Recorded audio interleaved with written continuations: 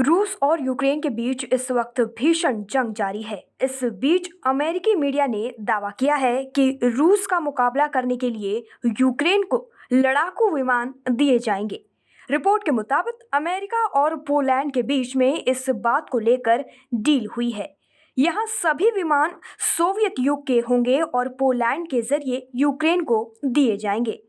इससे यूक्रेन रूसी सेना का जमकर मुकाबला कर पाएगा और अपनी राजधानी कीव की रक्षा कर पाएगा। हालांकि आधिकारिक तौर पर इसके बारे में अमेरिका या पोलैंड ने पुष्टि नहीं की है। रिपोर्ट्स में दावा किया गया है कि पोलैंड यूक्रेन को सोवियत युग के लड़ाकू विमान देगा। इसके बदले पोलैंड को अमेरिका F-16 लड़ाकू विमान देगा। रूस ने 11 दिन पहले यूक्रेन पर आक्रमण का ऐलान किया था। तब से अब तक दोनों देशों के बीच लगातार युद्ध हो रहा है। पंजाब के सीमावर्ती शहर अमृतसर में सीमा सुरक्षा बल BSF के शिविर में एक कर्मी ने रविवार को कथित रूप से गोलीबारी कर दी। इसमें BSF के कम से कम 4 कर्मियों की मौत हो गई और एक अन्य घायल हो गया। इस दौरान गोलीबारी करने वाले कर्मी की भी मौत हो गई।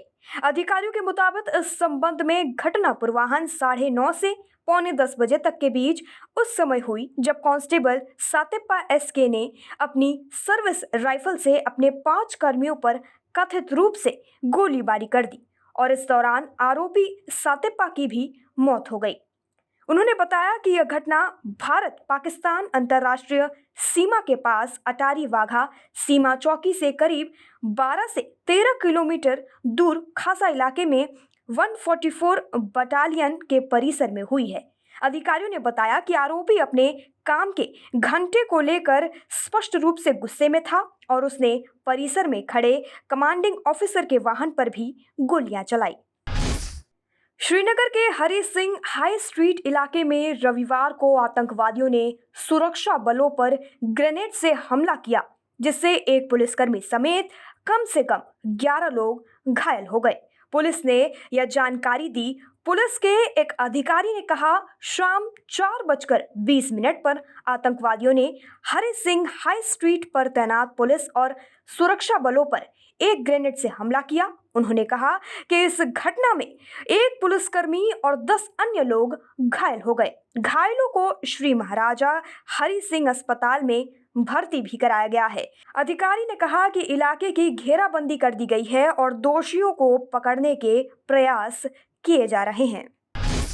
उत्तर प्रदेश विधानसभा चुनाव के लिए कल यानी सोमवार को 7वें और आखिरी चरण की वोटिंग होगी। यूपी चुनाव के नतीजे 10 मार्च को आएंगे। आखिरी चरण की वोटिंग से पहले बहुजन समाज पार्टी अध्यक्ष और उत्तर प्रदेश की पूर्व मुख्यमंत्री मायावती ने कहा है कि राज्य की तकदीर बदलने के लिए बसपा की सर्वजन हिताय सर्वजन मुखाय की आयरन सरकार बनना जरूरी है।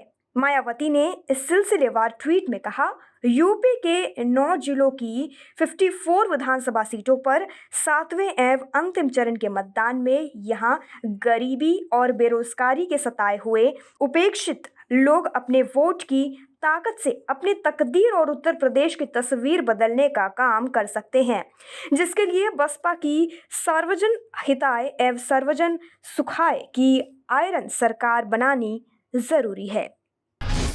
प्रधानमंत्री नरेंद्र मोदी ने आज महाराष्ट्र में पुणे मेट्रो रेल परियोजना का उद्घाटन किया। उद्घाटन करने के बाद पीएम मोदी मेट्रो रेल में सवार हुए। इस दौरान उन्होंने मेट्रो में बैठे बच्चों से बातचीत की। पीएम मोदी ने पुणे मेट्रो में गरवारे कॉलेज मेट्रो स्टेशन से आनंद नगर मेट्रो स्टेशन तक यात्रा की। इस दौरान प्रधानमंत्री ने कहा कि यह भारत का बढ़ता प्रभाव ही है, जिसकी वजह से हम यूक्रेन में फंसे हजारों भारतीयों को स्वदेश लाने में कामयाब हो पाए हैं, जबकि कई बड़े देश अपने नागरिकों को वहां से निकालने में मुश्किलों से जूझ रहे हैं।